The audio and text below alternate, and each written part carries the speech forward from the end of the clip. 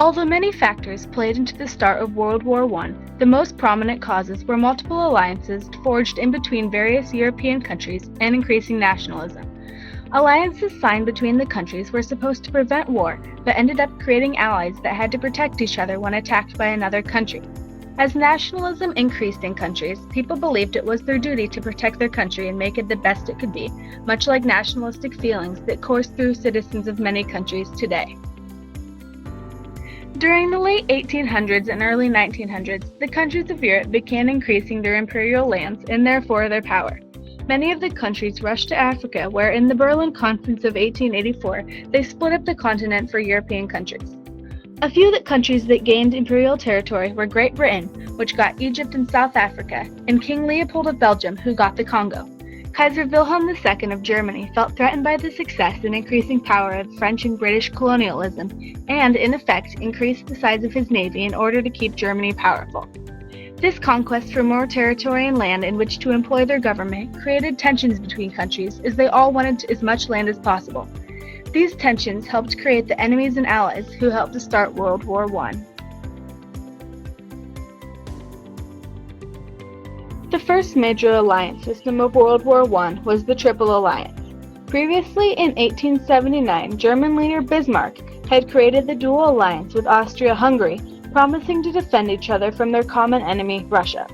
3 years later, the unreliable country of Italy requested to join Germany and Austria-Hungary in the dual alliance.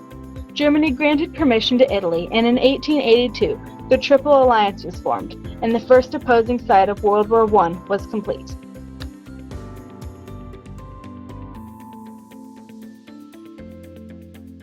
The other alliance formed between European countries was the Triple Entente. In 1904, Great Britain made an alliance with France to settle their colonial differences, called the Entente Cordiale. This made the former enemies allies and led them to support each other in protection and other military aspects.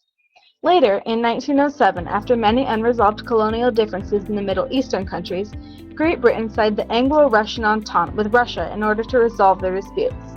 With Great Britain as the connecting link, the three countries formally joined together in 1907, forming the other side of the war, the Triple Entente. But without one very powerful force, the war wouldn't have amounted nearly to what it did. That force was nationalism. Nationalism caused the citizens of each country to go to greater lengths to protect the honor and glory of their country. More people became involved in the war, and more countries felt like they needed to be involved too. The main goal was to make their nation the greatest while protecting their honor by defending their allies.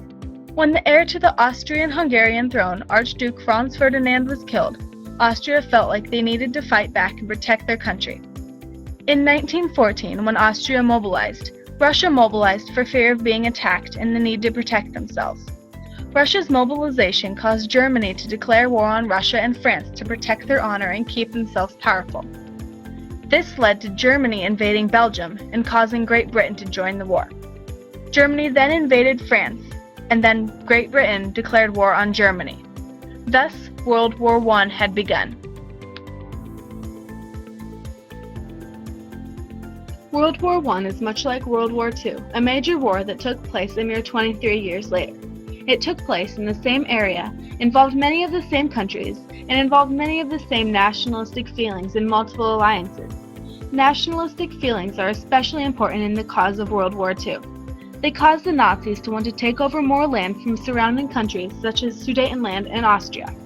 One of Hitler's goals, as expressed in his book Mein Kampf, was to unite all the German people, even those from the Germanic parts of the Habsburg Empire, into a single German empire. Hitler's actions caused tensions between Germany and those countries opposing its power and expansion. As the countries against Germany's takeover of Europe tried to stop him, the Second World War happened, for many of the same reasons as World War I.